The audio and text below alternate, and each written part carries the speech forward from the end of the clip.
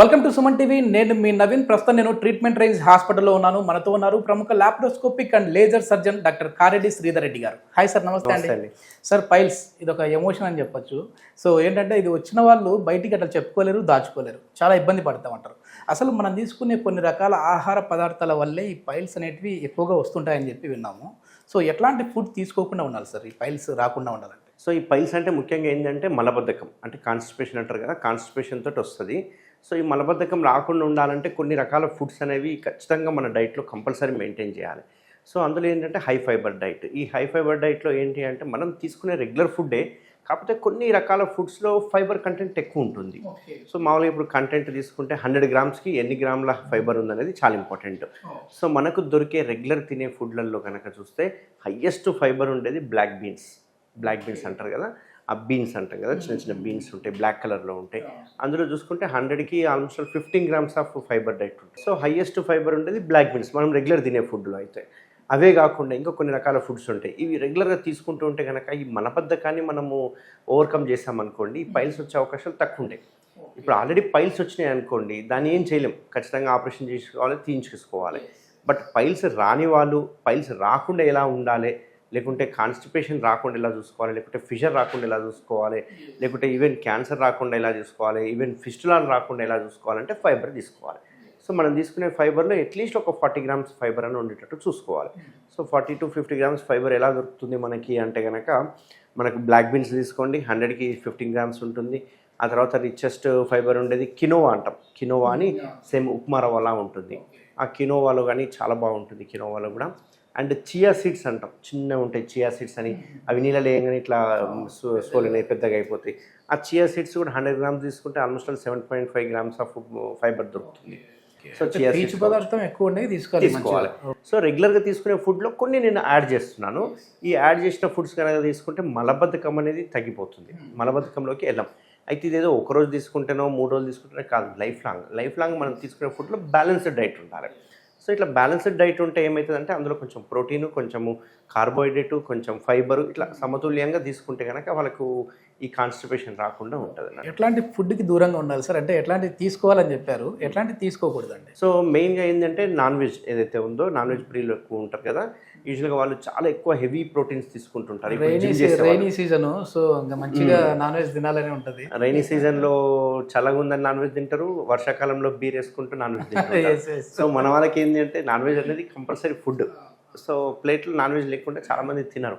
So ఇట్లాంటి వాళ్ళకి ఏంటంటే కొంచెం మటన్ కానీ ఇట్లాంటివి తగ్గించుకోవాలి, చికెన్ కూడా తగ్గించుకోవాలి. మెయిన్గా ఫ్రై ఐటమ్స్ తీసుకోవద్దు, నూనె లేయించిన ఐటమ్స్ అంటారు కదా, ఈ చికెన్ 65 కావచ్చు, ఇట్లాంటివి అవి కంప్లీట్ అవాయిడ్ చేయడం బెటరు.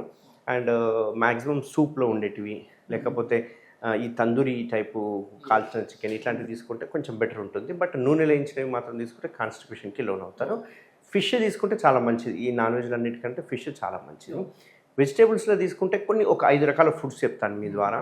సో 5 రకాల ఫుడ్స్ మీరు మన ఫుడ్లో పెట్టుకుంటే కనుక ఈ కాన్స్టిపేషన్ రాకుండా అవాయిడ్ చేయొచ్చు మనం.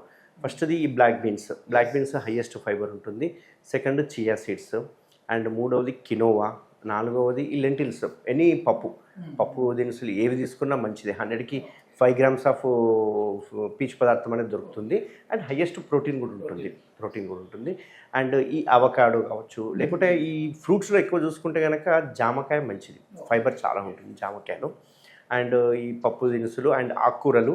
అండ్ మోస్ట్ ఇంపార్టెంట్ నా పేషెంట్స్ అందరికీ నేను చెప్పేది ఏంటి అంటే క్యారెట్లో 7.5 గ్రామ్స్ ఆఫ్ ఫైబర్ ఉంటుంది. సో క్యారెట్ మంచిది అన్నిటికంటే.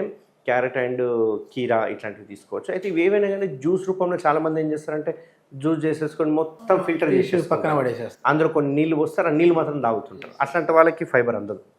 సో దాన్ని ఖచ్చితంగా ఫ్రూట్ రూపంగానే తినాలి, ఫ్రూట్ రూపంగా తింటేనే ఫైబర్ అందుతుంది. కొందరు ఏమంటారంటే సార్ నేను ఇవన్నీ తీసుకున్నా కానీ నాకు కాన్స్టిపేషన్ ఉంది, మళ్ళీ నాకు తగ్గట్లేదు అని అంటుంటారు. అంటే మీరు తీసుకునే బాడీకి ఏదైతే మీరు తీసుకుంటున్న ఫైబర్ అనేది సరిపోవట్లేదు. సో ఇంకా యాడ్ ఆన్ చేసుకోవాలి. ఎందుకంటే కొందరికి ఇప్పుడు కొంచెం ఫైబర్ తింటేనే మంచి మోషన్ ఫ్రీ ఉంటుంది. కొందరికి నా పేషెంట్లు చాలామంది అడుగుతుంటారు ఏం ఫుడ్ తీసుకుంటే మీకు ఆ రోజు హ్యాపీగా అనిపిస్తుంటుంది మోషన్. చాలామంది ఇచ్చే ఆన్సర్ పపాయ అంటాం కదా, అది చెప్తుంటారు.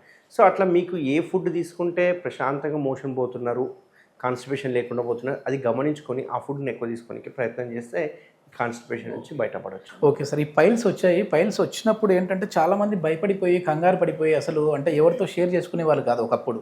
కానీ ఇప్పుడు ఏంటంటే మీ వీడియోస్ అనేది ఒక ఎడ్యుకేషన్లో అయిపోయింది. అంటే పైల్స్ అనేసి అంటేనే మీ పేరు గుర్తుకు వస్తూ ఉంది, ట్రీట్మెంట్ రేంజ్ హాస్పిటల్ గుర్తుకు వస్తూ ఉంది. సో ఇక్కడ ఎట్లాంటి టెక్నాలజీతో మనం ట్రీట్ చేస్తూ ఉన్నాం? ఈ పైల్స్కి ముఖ్యంగా చాలామంది భయపడేది ఏంటంటే ఓపెన్ సర్జరీ. ఓపెన్ సర్జరీలో కోత పెడతాం కాబట్టి విపరీతమైన బ్లీడింగ్ వచ్చే అవకాశాలు ఉంటాయి, పెయిన్ ఉండే అవకాశాలు ఉంటుంది, అండ్ 40-45 డేస్ బెడ్ రెస్ట్ తీసుకోవాల్సిన అవకాశాలు ఇట్లాంటివన్నీ ఉంటాయి అన్నట్టు పైల్స్కి. బట్ మన ట్రీట్మెంట్ రేంజ్ హాస్పిటల్లో నేను చేసే సర్జరీ ఏదైతుందో కంప్లీట్ లేజర్ సర్జరీ. సో ఈ లేజర్ సర్జరీలో ఏంటంటే ఎటువంటి కోత కానీ కుట్లు కానీ ఉండవు. దానివల్ల పేషెంట్ ఇమ్మీడియట్గా డిశ్చార్జ్ అవ్వడం జరుగుతుంది. అంతేకాకుండా వాళ్ళ పనులకు వెళ్ళిపోవచ్చు, ఎటువంటి పెయిన్ ఉండదు, ఎటువంటి పథ్యం ఉండదు. ఇప్పుడు మామూలు ఓపెన్ సర్జరీ అనుకోండి, వాళ్ళకి డైలీ డ్రెస్సింగ్ చేసుకోవాలి, వాళ్ళ పథ్యం ఉండాలి, బెడ్ రెస్ట్ తీసుకోవాలి, ఇవన్నీ ప్రాబ్లమ్స్ ఉంటాయి. బట్ అదే లేజర్ సర్జరీలో చూసుకుంటే కనుక ఎటువంటి కోత ఉండదు, ఎటువంటి పెయిన్ ఉండదు. కాబట్టి వాళ్ళు ఇమ్మీడియట్గా అంటే ఈరోజు సర్జరీ ఏంటంటే రేపు నుంచి వాళ్ళు ఆఫీస్కి వెళ్ళిపోవచ్చు. అండ్ దీనివల్ల అడ్వాంటేజ్ ఏంటంటే ఈ లేజర్తో పాటు మనం స్టాప్లర్ అనే ఒక టెక్నిక్ యూజ్ చేస్తాం. ఈ స్టాప్లర్లో కూడా మన ట్రీట్మెంట్ రేంజ్ హాస్పిటల్లో దొరికేది సెకండ్ జనరేషన్ ఆఫ్ స్టాప్లర్ అంటాం. ఫస్ట్ జనరేషన్కి సెకండ్ జనరేషన్కి ఏంటి డిఫరెన్స్ అనేది నేను చెప్తాను. సో ఈ second generation of stapler use చేయడం వల్ల ఏమవుతుంది అంటే ఆ విండో ఏదైతే ఉంటుందో ఆ విండోలో మనం ఎంత పైల్ మాస్ తీస్తున్నాం అనేది విజిబుల్గా ఉంటుంది. సో ఫస్ట్ జనరేషన్ స్టాప్లర్కి సెకండ్ జనరేషన్ స్టాప్లర్కి ఏంటంటే ఆ విండో ఉంటుంది కాబట్టి ఆ ఫస్ట్ జనరేషన్లో ఎంత పైల్ మాస్ తీస్తున్నాం అనేది తెలీదు, కనపడదు. బట్ సెకండ్ జనరేషన్లో ఒక విండో ఉంటుంది కాబట్టి అందులోకి వెళ్ళి మనకు కనిపిస్తుంది.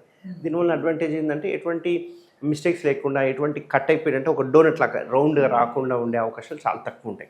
కాబట్టి ఆ టెక్నిక్ యూజ్ చేస్తాం కాబట్టి పైల్స్కి మన ట్రీట్మెంట్ రేంజ్ హాస్పిటల్లో సర్జరీ చేయించిన తర్వాత 95% పైల్స్ వచ్చే అవకాశాలు తక్కువ ఉంటాయి. ఓకే, అంటే మళ్ళీ రావు. అంటే రికరెన్స్ ఇంపార్టెంట్, రికరెన్స్ చాలా ఇంపార్టెంట్. ఆ రికరెన్స్లో కూడా ఏంది అంటే ఒకవేళ వచ్చినా కానీ గ్రేడ్ 1 గ్రేడ్ 2 వస్తుంది తప్ప అంతకంటే ఎక్కువ పైల్స్ అనేవి రాకుండా మనం అరికట్టవచ్చు. ఇక్కడ ముఖ్యమైన ఇంపార్టెంట్ ఏంటంటే నేను లేజర్ చేసినా స్టాప్లర్ చేసినా కానీ నెక్స్ట్ తీసుకునే ఫుడ్ హ్యాబిట్స్ కావచ్చు, వాళ్ళ లైఫ్ స్టైల్ కానీ చాలా ఇంపార్టెంట్. ఎందుకంటే ఆ మాడిఫికేషన్ చేసుకుంటేనే లైఫ్ లాంగ్ రాకుండా ఉంటుంది అన్నట్టు. ఏదో ఒకసారి మళ్ళీ మనకు సర్జరీ అయిపోయింది కదా, ఇంకా మళ్ళీ లైఫ్లో రాదు అనుకోవడానికి లేదు. కానీ మన చేతిలోనే ఉంటుంది అది, మనం తీసుకునే ఫుడ్. దీనివల్ల కొంచెం అంటే ఆయిల్స్ కూడా ఎక్కువ తీసుకోవడం వల్ల కూడా ఇట్లాంటివి వచ్చే అవకాశం ఉందా సార్? అంటే జంక్ ఫ్రూట్స్ అంటారు కదా, జంక్ ఈ ఆయిల్లో వేయించినవి ఇప్పుడు జాయింట్లు అంటుంటారు, అట్లాంటివి బాగా తింటుంటారు. డబల్ మసాలా, డబల్ ఆయిల్ అంటుంటారు కదా. ఈ మెయిన్ మన హైదరాబాద్ బిర్యానీలో ఉండేది నూనె కంటే కూడా డాల్డా ఎక్కువ ఉంటుంది. సో ఇట్లా ఆయిల్ ఎక్కువ డాల్డా ఉన్న ఫుడ్స్ తింటుంటే కూడా మనకు కాన్స్టిపేషన్ అనేది వస్తూ ఉంటుంది. కాబట్టి మ్యాక్సిమం ఇట్లా కాన్స్టిపేషన్తో బాధపడుతున్న వాళ్ళు కొంచెం ఆయిల్ అవాయిడ్ చేయండి, ప్రోటీన్స్ కూడా ఎక్కువ తీసుకోకండి, ఎక్కువ ఫైబర్ డైట్ తీసుకోండి. ఒకవేళ మీరు జిమ్కి వెళ్తున్నారు అంటే 1 gram per KG body weight చొప్పున మీరు ఒకవేళ 70 కేజీస్ ఉంటే 70 గ్రామ్స్ ప్రోటీన్ తీసుకోవచ్చు, ఇబ్బంది ఏం లేదు. ఆ 70 గ్రామ్ ప్రోటీన్ కూడా ఏవో చాలామంది ఆ పౌడర్లు ఈ పౌడర్లు అని చెప్పి తాగుతూ ఉంటారు. బట్ దానికంటే బెటర్ ఏంటంటే ఒక 100 గ్రామ్స్ చికెన్ తీసుకున్నాం అనుకోండి, 35 గ్రామ్స్ ఆఫ్ ప్రోటీన్ ఉంటుంది. కాబట్టి ఒక 200 గ్రామ్స్ తీసుకుంటే సరిపోతుంది. ఓకే, మరి ఎక్కువ కూడా తీసుకోకూడదు. మరీ ఎక్కువ ప్రోటీన్ కూడా తీసుకుంటే కనుక అది అరగదు. కాబట్టి అరగడానికి ఎక్కువ వాటర్ కావాలి. కాబట్టి మళ్ళీ వాటర్ మనం తీసుకోలేదనుకో కాన్స్టిపేషన్కి వెళ్ళిపోతుంది. కాబట్టి హై ప్రోటీన్ కూడా అంత మంచిది కాదు. ఎస్, ఇది మొత్తానికి మనం తీసుకునే ఆహార పదార్థాల వల్ల కూడా మనకు పైల్స్ వచ్చే అవకాశం ఉంది. కానీ మంచి ఫైబర్ రిచ్ ఉన్న ఫుడ్ తీసుకున్నామంటే మాత్రం దీనికి ఫుల్ స్టాప్ పెట్టచ్చు అని చెప్పేసి కారెడ్డి శ్రీధర్ రెడ్డి గారు చెప్తున్నారు. Thank you sir. Thank you అండి.